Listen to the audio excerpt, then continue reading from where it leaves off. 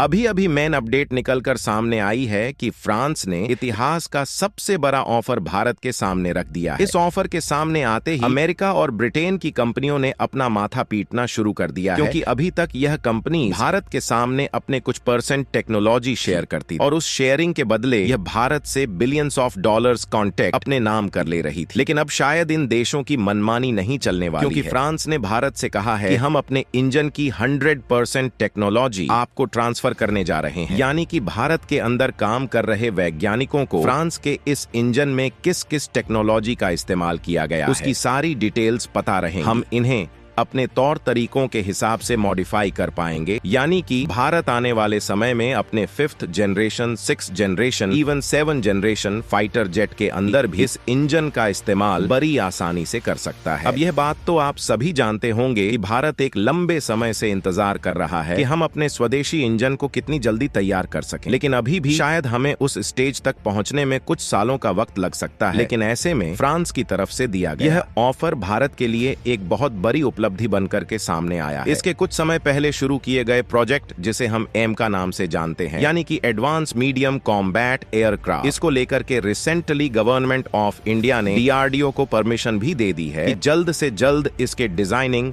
और इसको बनाने का काम शुरू किया जाए। और प्रोडक्शन यह लगाया गया था कि एम का प्रोग्राम के अंदर जिस इंजन का इस्तेमाल किया जाएगा ये या तो जनरल इलेक्ट्रिक का इंजन होगा, जो कि एक अमेरिकन कंपनी है, या फिर ब्रिटेन की कंपनी रॉयल सई के इंजन को यहां पर इस्तेमाल किया जा सकता है। लेकिन इसी बीच फ्रांस ने अपने सबसे बड़ी चाल चल दी है। फ्रांस का कहना है कि हम भारत को अपने सफल इंजन की 100% टेक्नोलॉजी ट्रांसफर करने के लिए राजी हो चुके हैं, जो भारत के एम का प्रोग्राम में बहुत इंपॉर्टेंट रोल प्ले करने वाला है। यानी कि टेक्नोलॉजी ट्रांसफर में भारत को इस इंजन की सारी जानकारी पता होगी और हम इसे भविष्य में अपने किसी भी प्रकार के फाइटर जेट के अंदर इंटीग्रेट कर पाएंगे। फिलहाल फ्रांस के इस ऑफर के बाद हमें डिसाइड करना है कि भारत इस फैसले करेगा या फिर नहीं करेगा। इस टेक्नोलॉजी को ट्रांसफर करने पर हम एग्री होते हैं या फिर नहीं। इसके बारे में भारत को ही फैसला लेना होगा कि अक्सर जब भी ऐसी टेक्नोलॉजी ट्रांसफर होती है, भारत और विदेशी कंपनियों के बीच में थोड़े बहुत कन्फ्लिक्ट देखने को मिले हैं। और इतिहास की गलतियों को ना दोहराते हुए भारत अगर इस बड़े फैसले को करता है तो डेफिनेटली भारत को बड़े फायदे होने वाले हैं। दोस्तों, नेक्स्ट टॉपिक ने दुनिया को यह बता दिया कि हम किसी भी मामले में दूसरे देश से पीछे नहीं हैं, क्योंकि भारतीय वायुसेना ने हाल ही में एक ऐसा कारनामा करके दिखा दिया है जिसमें अमेरिका और फ्रांस ही नहीं बल्कि रूस के हथियार निर्माता कंपनियों की भी नींदें उड़ाकर रख दी है। दरअसल सबसे पहले आप इस वीडियो को देखिए। इस वीडियो में आपको जो विमान दिख रहा है वह यूरोफाइटर टाइफून, और केवल इसी एक वीडियो ने रूस, फ्रांस और अमेरिका की हथियार निर्माता कंपनियों की नींदें उड़ाकर रख दिया है, क्योंकि इस समय भारतीय वायुसेना के जो चीफ वह जर्मनी के दौरे पर गए हैं और वहां पर उन्होंने न सिर्फ यूरोफाइटर टाइफून को करीबी से परखा, बल्कि उसमें थोड़ी देर के लिए उड़ान भी भरी। और आपको बता दें कि कोई छोटी मोटी बात नहीं है, बल्कि यह हमारे लिए बहुत बड़ी बात है कि पहली बार किसी भारतीय वायुसेना ने यूरोफाइटर में उड़ान भरी, और वह भी ऐसे टाइम पर जब भारत एक 114 फाइटर जेट खरीदने की डील को फाइनल स्टेज की ओर ले जा रहा है। और इसमें भी सबसे बड़ी बात यह है कि फ्रांस इस डील के तहत राफेल देने में आनाकानी कर रहा है और भारत को महंगे दामों में बेचने की कोशिश कर रहा है। हालांकि यदि हम यूरोफाइटर को खरीदने की कोशिश करते हैं तो दोबारा से फ्रांस भारत के सामने राफेल बेचने के लिए हाथ फैलाने पर मजबूर होने वाला है। दोस्तों, पूरी अपडेट क्या है समझते हैं। इस वीडियो में वीडियो को लाइक करके चैनल को सब्सक्राइब कर दें, क्योंकि यह आपके लिए 1-2 सेकंड का काम है जिससे हमारी काफी मदद मिलती है। चलिए दोस्तों, हम अपने टॉपिक पर आते हैं। दोस्तों, मेन खबर यह है कि भारत MRFA यानी कि मल्टी रोल फाइटर एयरक्राफ्ट की डील के तहत लगभग 114 फाइटर जेट खरीद रहा है, जिसके कारण अमेरिका, फ्रांस और रूस जैसे देशों की जो बड़ी बड़ी हथियार निर्माता कंपनियां हैं और फाइटर एयरक्राफ्ट को डेवलप करती हैं, वह चाह रही है कि यह कॉन्ट्रैक्ट उन्हीं को मिले, क्योंकि यह कॉन्ट्रैक्ट कोई छोटा मोटा नहीं, बल्कि इसमें 114 फाइटर जेट भारत खरीद रहा है। यानी कि जिस भी देश को इन लड़ाकू विमान की डील मिलेगी, उनके तो समझ लो वारे के न्यारे ही हो जाएंगे। और इसीलिए अभी तक भारत को फाइटर जेट देने के लिए 3 देश कंपटीशन में शामिल हो गए थे, जिसमें फ्रांस, अमेरिका और रूस अभी भी कंपटीशन में बने हुए हैं, जिसमें रूस का सुखोई Su-35 शामिल है, जिसे भारत चाहे तो MRFA डील के तहत खरीद सकता है, और फ्रांस इसमें भारत को अपने राफेल फाइटर जेट दे रहा है, लेकिन इसकी जो कीमत वसूलना चाहता है वह काफी ज्यादा है। और बात यहीं पर खत्म नहीं होती, क्योंकि रूस और फ्रांस की केवल एक कंपनियां भारत को अपने फाइटर जेट देने के लिए हामी भर रही हैं। लेकिन आपको यह जानकर हैरानी हो सकती है कि अमेरिका की हथियार बनाने वाली दो कंपनियां अपने फाइटर जेट भारत को देने के लिए पीछे पड़ चुकी है, जिसमें से एक है लॉकहेड मार्टिन, जो कि दुनिया की सबसे ताकतवर हथियार बनाने वाली कंपनी मानी जाती है, और यह खुद के द्वारा बनाए गए लड़ाकू विमान F-35 भारत को देना चाह रही है। और दूसरे की बात करें तो वह है FA-18EF सुपर हॉर्नेट, जो कि अमेरिका की बोइंग कंपनी किस समय बना रही है। यानी कि अभी तक भारतीय वायुसेना के पास अमेरिका, रूस और फ्रांस को मिलाकर यही 4 चॉइस थे, जिसमें से कोई एक लड़ाकू विमान चुनना था, और उसी को 114 की संख्या में भारत खरीद सकता था। लेकिन हाल ही में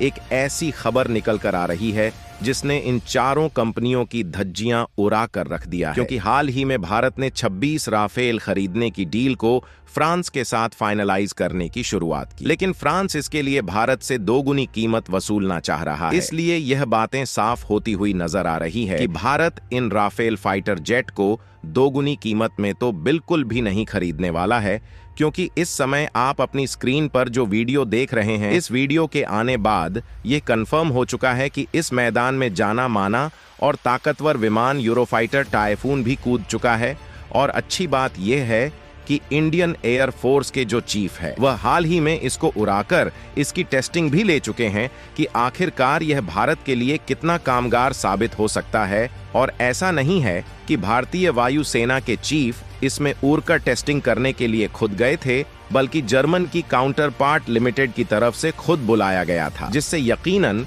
इस बात पर विश्वास करना आसान हो गया है कि जर्मनी खुद इस फाइटर जेट को बेचना चाह रही है। और यदि आपको मालूम हो तो भारत में साल 2016 में लगभग 36 राफेल फाइटर जेट को खरीदा था। लेकिन ऐसा नहीं है कि भारतीय वायुसेना ने इसलिए राफेल फाइटर जेट को खरीदा क्योंकि उस समय यही सबसे ताकतवर फाइटर जेट था, बल्कि उस समय भी यूरोप का यूरोफाइटर राफेल को आसानी से बिट कर रहा था। लेकिन हमने उस समय यूरोफाइटर के बजाय राफेल को इसलिए खरीदा क्योंकि यूरोपीय देशों के साथ हमारे संबंध इतने अच्छे नहीं थे, जिससे सप्लाई चेन को लेकर भी कई सारी दिक्कतें पैदा हो रही थीं। और इससे बड़ी दिक्कत वाली बात यह थी कि उस समय इसकी जो कीमत थी वह काफी ज्यादा थी। इसलिए हमें यूरोफाइटर जेट के बजाय फ्रांस का राफेल ही ज्यादा अफोर्डेबल लगा, इसलिए हमने 36 राफेल को फ्रांस से खरीद लिया। लेकिन पहले के जो इशू थे अब वह पूरी तरह से सॉल्व हो चुके हैं और हमें यूरोपीय देशों के साथ ट्रेड करने में कोई भी दिक्कत नहीं है। और कमाल की बात यह है कि यूरोप की यूरोफाइटर को बनाने वाली कंपनी एयरबस ने खुद कहा है कि भारत को इस फाइटर जेट को खरीदना है तो इसके लिए 30% कम कीमत चुकानी होगी। और साथ ही एयरबस की तरफ से यह भी कहा गया है कि इसमें भारत की जरूरत के हिसाब से नए अपग्रेडेशन भी करने के लिए तैयार है। यानी कि मान लीजिए इसकी कीमत पहले $100 बिलियन थी, तो अब यह भारत को मात्र $70 बिलियन में पड़ने वाली है। और खास बात यह है कि एयरबस जो कि इसे मैन्युफैक्चर करती है, वह न सिर्फ इसमें भारत के हिसाब से अपग्रेडेशन करेगी, बल्कि इसे भारत में भी मैन्युफैक्चर करने के लिए तैयार है। और इससे भी जो कमाल की बात है वह यह है कि मान लीजिए हम खरीदते हैं तो इसकी जो डिलीवरी है वह सबसे पहले मिलने वाली है, जबकि F-35 जैसे लड़ाकू विमान की डिलीवरी में काफी ज्यादा डिले हो सकता है, क्योंकि फ्रांस की जो राफेल निर्माता कंपनी है उससे भारत से पहले भी दूसरे देशों ने कई राफेल खरीद रखा है, जिससे पहले उसकी डिलीवरी करेगी। अमेरिकी कंपनी बोइंग की बात की जाए तो उसके पास भी ऑलरेडी F-18 सुपर हॉर्नेट का एक बड़ा ऑर्डर अमेरिकी नौसेना ने पहले से ही सौंपे हुए हैं, जिसमें लगभग 250 की संख्या में यह लड़ाकू विमान बनाकर अमेरिकी नौसेना को डिलीवर करना है। जबकि वहीं दूसरी तरफ देखा जाए तो यूरोफाइटर टाइफून बनाने वाली कंपनी एयरबस के पास इस समय ज्यादा बड़े कॉन्ट्रैक्ट नहीं है, यानी कि यूरोप फाइटर जेट की डिलीवरी बहुत ही जल्द हो सकेगी और हमें अपनी नेवी ताकत को बढ़ाने के लिए देरी का सामना नहीं करना पड़ेगा। और यदि रूस के सुखोई Su-57 की बात की जाए तो यह वाकई में इस समय काफी ताकतवर लड़ाकू विमान है, लेकिन रूस और यूक्रेन में युद्ध के चलते इसके जो क्रिटिकल पार्ट है उसके कंपोनेंट की सप्लाई नहीं हो पा रही है, क्योंकि इस समय रूस के ऊपर कई सेक्शन लगे हुए हैं जिससे इसके मैन्युफैक्चरिंग में काफी समय लगता है, यानी कि इसकी डिलीवरी भारत को कब तक की जाएगी इसकी कोई भी समय सीमा निर्धारित करना मुश्किल है। और जिस तरह से जर्मनी ने भारतीय वायुसेना को इनवाइट किया है, इससे यह बात कंफर्म हो गई है कि भारतीय वायुसेना भी इसमें इंटरेस्ट दिखा रही है। और हम यूरोफाइटर जेट को खरीदे या ना खरीदे, इसका इफेक्ट राफेल फाइटर जेट की कीमत पर तो जरूर ही पड़ेगा। फिलहाल आप लोग इसके बारे में क्या सोचना है? क्योंकि भारत को यूरोफाइटर जेट खरीदना चाहिए या कोई दूसरा, आप अपनी राय हमें कमेंट के माध्यम से जरूर बताएं। इस वीडियो को एक लाइक जरूर करें और अपने दोस्तों तक इस वीडियो को शेयर करें ताकि उन्हें भी जानकारी मिल सके। और दोस्तों, मेरे वीडियो को देखते हैं लेकिन सब्सक्राइब नहीं करते, प्लीज मेरे चैनल को सब्सक्राइब कर दे और बेल आइकन को ऑल पर सिलेक्ट करना बिल्कुल ना भूलें। मिलते हैं किसी और नॉलेजेबल वीडियो के साथ। वीडियो को अंत तक देखने के लिए बहुत बहुत धन्यवाद। जय श्री खाटू श्याम जी।